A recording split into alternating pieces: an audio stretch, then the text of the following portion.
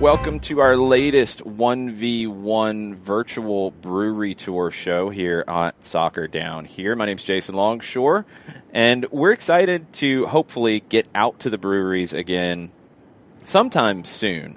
One brewery that no one has had a chance to visit yet officially is Elsewhere Brewing over in Grant Park. It is opening up very soon, and we're talking to Sam Kasmer right now to get the lowdown. Sam, thanks for the time. I appreciate it. Yeah, Jason, thanks for reaching out. I'm glad we have the opportunity to do this. So tell me the story of how you decided to get into the craft beer industry and open your own brewery. So in my previous life, I was in the Army. I grew up here in Georgia, went to Brookwood High School out in Gwinnett County and graduated in 2007 and went to West Point. And then was commissioned into the Army back in 2011. I actually met my wife in Florence, Italy, while I was stationed out there. Met her at a bar. She was on vacation, and I was just on a weekend away from Vicenza, where I lived at the time. And then through kind of just the course of life, I ended up back in the States, out in Washington State with the 2nd Ranger Battalion. At Fort Lewis, and then she graduated college and moved out there, and after spending like 2 weeks together, we moved in together, which seems kind of crazy now in retrospect, but so that was like in 2014, and in 2015 I was in a parachuting crash and started to homebrew because I had exhausted all my Netflix options basically, and started to get into craft beer, and just kind of being out in Washington, it's kind of just a craft beer mecca, I suppose. And Sarah started her kind of career out there in marketing and kind of got burned out on the 9 to 5, going to the office up in Seattle every day. And a craft brewery opened across the street from us, and we had been talking about maybe looking into opening up a business venture after just kind of like a life-changing event, like a breaking half your body in a parachuting crash. And that would do it. What's up? That would do it. Yeah, that would. I can definitely change your perspective a little bit.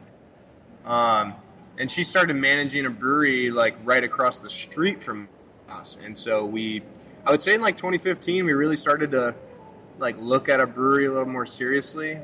At first, we were thinking about doing a distillery, and I actually went out to Spokane, Washington, and learned how to distill and kind of to learn about the business for a couple weeks. And while I was out there, Ballast Point had sold to Constellation Brands for $1 billion. And I was sitting there reading that article with the guys who owned and operated the distillery, and they were like, man, we should have gotten into craft beer.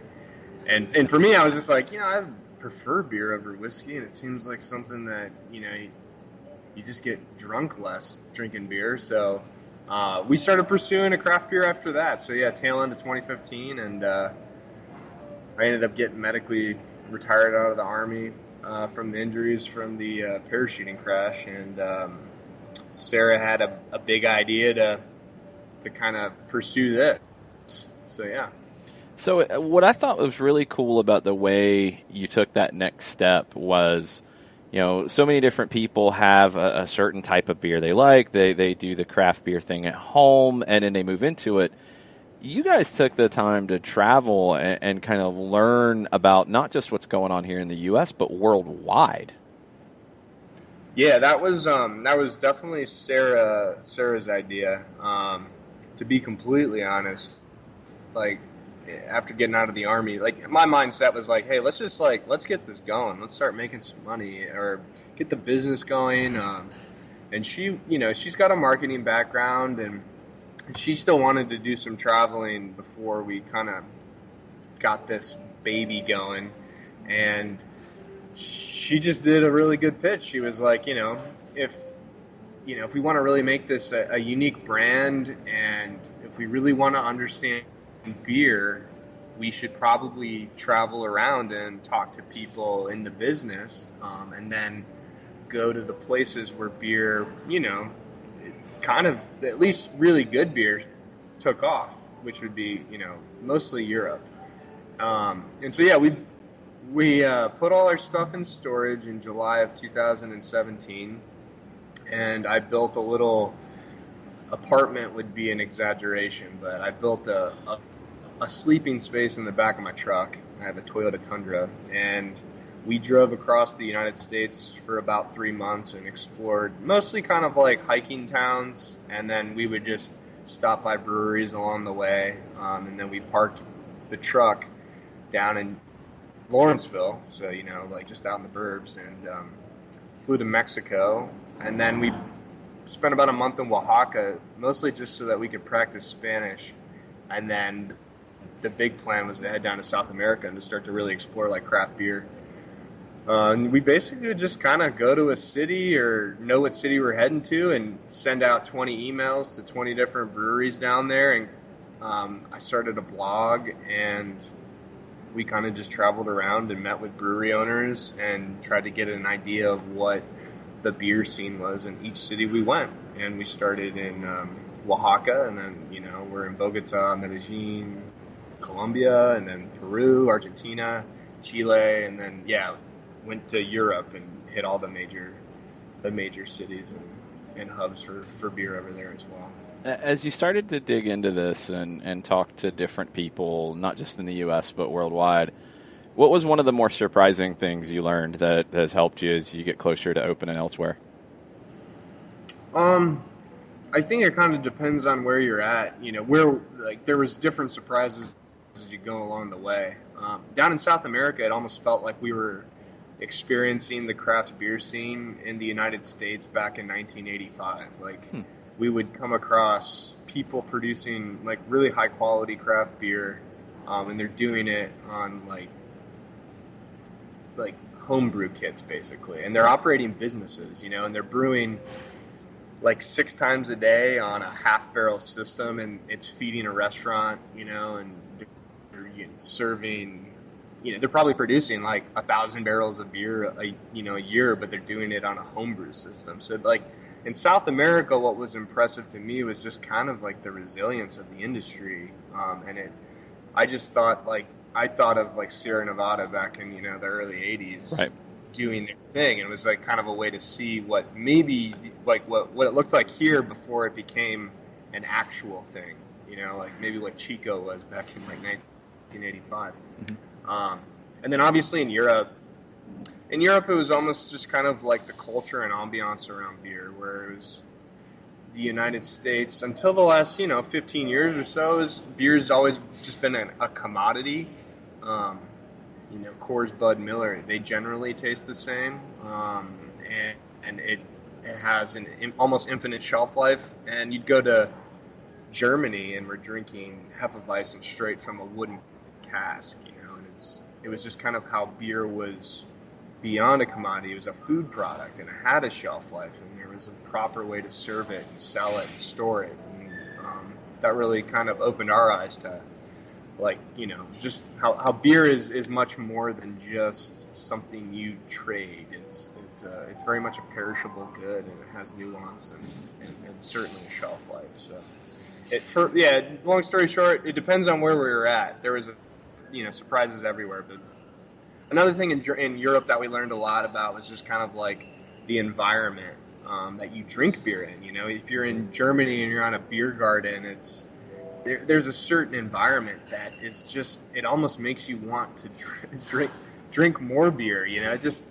And so for that really influenced our decision to spend a lot of time thinking about how we would design the space in which we would be, having people drink the beer in. So, I hope that answered your question to some degree. Yeah, no, absolutely. So you basically go on a worldwide master class of beer, and Yep. You come back home, and then what is the next step for you as you decide, did you have the idea of the name already in mind? Did you kind of have an idea of where you wanted to be, or was all that still to be determined?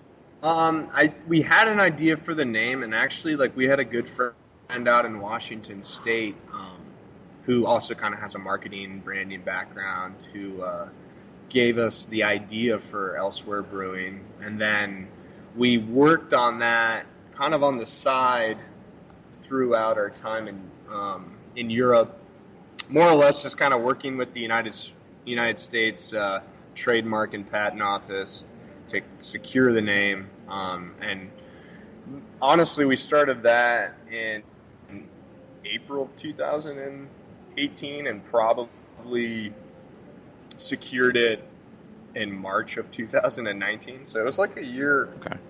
It took us a year to basically secure the name. But when we got back in August or September of 2018, so we traveled for about a year and some change.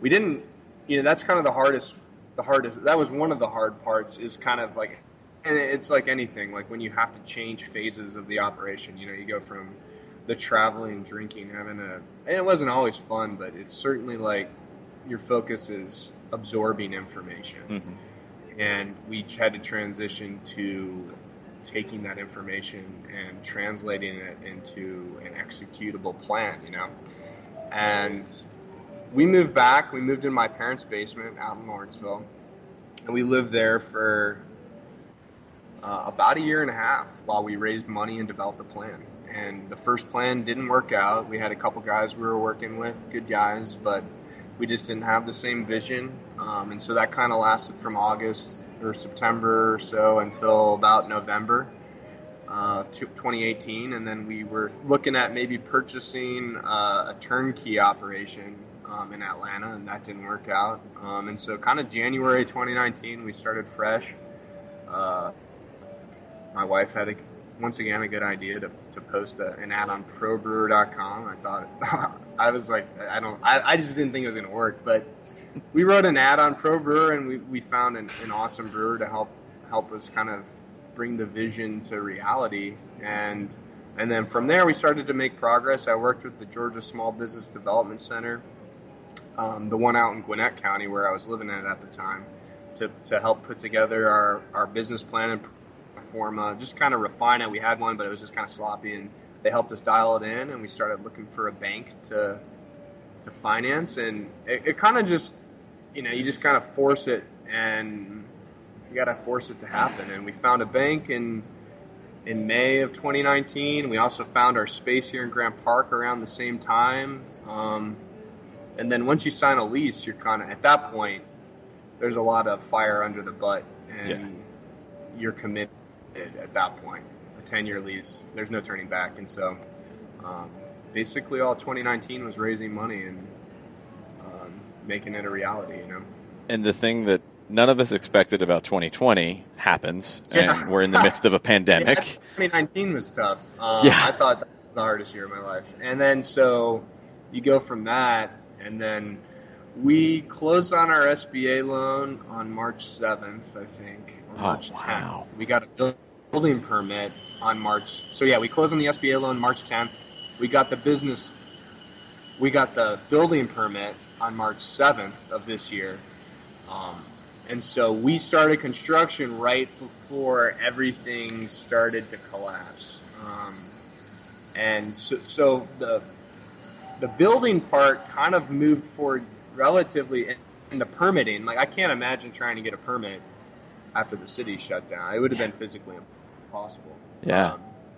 I just dealt with that with the liquor license right now. But we were able to basically build through the pandemic, or at least that first crazy stage of it, from March to June.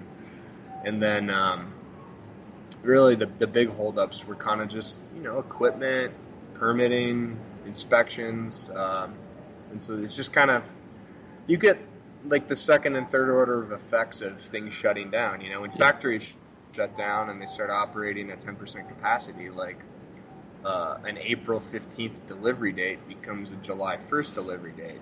And so that kind of just affects, that inevitably affects everything. So it's just kind of been getting exhausting your personal savings, finding ways to kind of just delay openings, and just being very flexible, to be completely honest, and patient. So where do things stand right now? What's the opening plan at this point? So we're 100% ready on our end. The beer's all ready to go. The food's ready to go. And we've got everything dialed in. All the equipment's dialed in. The space is totally built and cleaned up. All we're really waiting on is my local liquor license is as of today. It was passed from the fire department to the mayor's desk, and I'm doing everything I can. I've been working with our local councilwoman, Carla Smith, on getting that signed as fast as possible, because every day that we're open and not selling stuff, we're writing checks for tens of thousands of dollars, and we're every week obviously running a little lower on funds, so we're basically just waiting for our permits, to be honest. Yeah. So one thing you guys have done that I think is really interesting and pretty unique is the membership program. And that's been something that is going to help as you come online and open up. But a kind of unique way to build a community around Elsewhere. Explain the membership program to me. Yeah, definitely. So this was something we came across up in Chicago. My wife from Chicago. Her family still lives out in the suburbs, actually more like the country, north of Chicago. And so we were visiting family up there, and we went to a brewery called Beguile Brewing in Chicago, and we saw that they had something called a CSA for beer, which is a community-supported agriculture program for a brewery. And basically, you just like a CSA, for people that don't know, a CSA is basically like it's a futures contract for a community to support an individual farm. Basically, you purchase shares of the future crop ahead of time, and it helps finance, the farm's operations and crop for that year. And it's a great way for a community to actually support local farming. And you're starting to see a lot of that here in Atlanta as well, for some of the small farms in the city of Atlanta. And then, like, the state of Georgia has an incredible agricultural resource, and so that it's actually a pretty big thing in the state already. And so we took that idea and we decided to apply it to beer. And the very basic concept is we sold 100 memberships to people, and all they did was pre-purchase beer shares, basically. And it guaranteed. I've got a couple different programs. Basically, you can either be part of the can program or the growler program. You can either get one fill or one pack a month, or two fills or 2 packs a month, and you can either be tied into a 6-month contract or a 12-month contract. And as your commitment increases, so as your time commitment increases or your volume in terms of packs or fills per month increases, we provide a greater discount. And so at the end of the day, you pay on average, $10 to $11 for per fill or per 6-pack. And it's kind of helps. Honestly, it helped us get through September of this year, just because the licensing has taken, a long time. And so it provided us some extra working capital to help build out our patio a little bit, to make it a little bit more COVID friendly. And then it also helps us just honestly pay the bills for September. And then along with pre-purchasing the beer, so basically the membership pays for itself with the beer. And everything else is just like stuff that we add on top of it to make it, to kind of pay it forward to the people that believed in us, because all the people that signed up for this thing, we sold all 100 memberships within like 20 to 30 days, which was shocking, to be completely honest. But all the people that really believed in us, they get an extra 10% on all beer to go, and then they also get first access to any events that we do. And we're going to be doing all kinds of events because we really wanted this to be like an institution for the community, that people in the community can come to, and they can interact with other people in the community. And it's a place where ideas are shared. It's a place where, people can sit down and have a beer and talk about their day. That's something we learned about in the pubs of England. It's like, at the end of the day, girls and guys go to the pub and they share a pint and they talk about life. And we wanted our place to be like that. And this last weekend we did a couple events, 4 members only, and it was a huge success. It was actually, considering the times, it was awesome to watch people interact safely and meet strangers in the physical space. It was just kind of wild to watch again, because there's just some, in this day and age, in 2020, it seems foreign now to interact with people, in the flesh. And so it was awesome to watch strangers make new friends, and it was cool to it was kind of a proof in concept to watch people actually, the membership program kind of made itself work before our eyes. It was really fun to watch. So I can't wait to come try the beer, but I'm not going to lie. One of the things that when I started reading about you guys that got me excited as I sit here and sip on my mate is the Argentine-inspired food. How did that come up? So when we left the States in October of 17, so we finished our trip in the States, and then we went down to Mexico. We were like, I don't know, we knew we needed food. We'd been to enough breweries that had food trucks parked outside of them, and it's just that it was kind of a pain in the butt to get up from our table to go to a food truck and bring the food back, or sometimes a brewery you could bring your own food, but it just seemed to kind of interrupt with the night. It was just something that got in the way, and we wanted the food to be kind of incorporated and a part of the beer program. And so we traveled through Mexico, and we loved tacos, we loved empanadas, and it was just a great time in Mexico. But we ended up meeting a couple Argentines in Oaxaca, and they had family in Argentina still. And so when we ended up in Argentina, we linked up with them and just had an awesome time, like grilling out with them. And in Argentina, on a Sunday, it's like asado day. Yep. And asado day would be like, doing a full hog. Cooking a full pig here down in the South, it's a full day affair. And it's in stages. The guy on the grill is literally, that's his job for the day. It's taken relatively seriously, and it was just like almost a religious experience.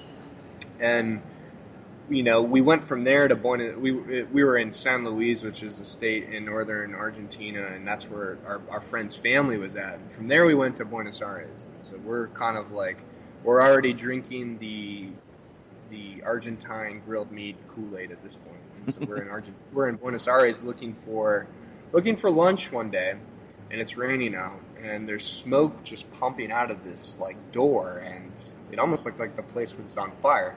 And we walk inside, and there's one tap of Quilmes, which is their Budweiser down there. Yep. And behind the bar is two guys, and there's open fire, and they're grilling pork butt and chorizo sausage. And it's not like chorizo sausage like you're used to. It's Argentine chorizo sausage, which is this super special sausage, and it's kind of like the dish of Argentina. Yeah, it's so good. With chimichurri on top of it. And we see this, and we're just I guess we got to eat some of this food. And it was fantastic. And I was at that point, we're man, maybe this could be a good idea for the food program. And from there, we went down to Patagonia for about 3 weeks and kind of just fell in love with that area. And where the food really started to take off was when we got back to Atlanta. And it was actually a year after we got back to Atlanta. It was in June of 2019. We had linked up with the Argentine Chamber of Commerce in Atlanta. They have a representative that tries to, increase trade with Argentina for different kinds of goods and stuff that you can get only in Argentina. And so we linked up with this guy, Luigi, and he was setting up an Argentine food festival in Atlanta. And he told us that we should come to it. He had a chef there that might be able to help us with our food program. And so we went to it, and we met this guy. His name's Richard, and he lives down in Bariloche in northern Patagonia in Argentina. And we just really struck, a great friendship with him right off the bat. He was just a fantastic guy, an incredible cook. And so basically the tail end of 2019, we started to develop a concept for a menu and went back down to Patagonia in February of this year, right before things started to get weird.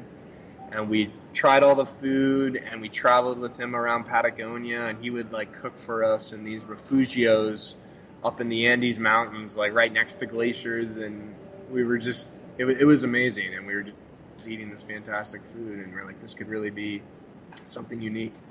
And we came back to the States, and we, kind of solidified the food program. We found an executive chef here about a month and a half ago, Thomas Stewart, and he's really just taken that, and he was actually able to work with Richard a little bit, because Richard was up here on a trip about a month and a half or two ago, and so the two of them started to work the menu together, and since then, Thomas has kind of taken it away. So it's in what people don't realize about Argentine food is that it's heavily inspired by Italian and Spanish cuisine. Argentina is actually kind of like the United States in a way, where it's definitely a country of immigrants. And so, our food program has, empanadas are a big thing. We make all the dough in-house and from scratch. We make bread in-house and from scratch. We're making pasta in-house and from scratch. We've got a bunch of different grilled meats on. We're always going to have 3 or 4 desserts, and then tons of shareables. So it's definitely going to be an interesting food program, I think, relative to what you're seeing out there across the country. Yeah, it sounds really unique. So for the people who are drooling over the beer and the food program, how do they follow to keep up to date with everything, and how do they keep up with when you guys are going to open? I'd say, Instagram, Facebook is generally the best place to follow real time. So, it'd be like at Elsewhere Brewing for Instagram, probably the same at Elsewhere Brewing Co. for Facebook. That for us, that's the easiest way to communicate with people. It's centralized. Generally, everybody's on those platforms. So that's pretty much the best place. If I can make enough progress with the city of Atlanta this week, I'm hoping for an October 24th opening date. And, we'll be open for the public at that point. But in addition to the beer, I got a distiller's permit, so I'm going to be blending. I'm not going to be distilling the actual spirits, but I'll be purchasing bulk liquor and blending cocktails. So we'll be opening with a gin and tonic served on draft. We'll be making the tonic in-house. We'll have a praline old-fashioned, I think, so that'll be with some Kentucky whiskey and just kind of a classic old-fashioned, and then probably one other cocktail with some gin, and then we'll also be making cold brew in-house, probably canning that, serving it on draft as well. So there's definitely going to be something for everybody. Really excited to come visit. Sam, thanks for the time. I really appreciate it. And hopefully next year we will have a live Soccer Down Here show and talk some soccer and maybe have a choripan and some empanadas and some great beer. It'll be a fun time. And we have a lot of Argentine soccer fans. I talk about Argentine soccer all the time. So that food element really grabbed my attention as something super cool and super unique. And the membership program, just the community you guys are trying to build. It's a really cool approach, and we wish you the best of luck. And we're here to help in any way we can, and hopefully we'll have a live show with you very soon.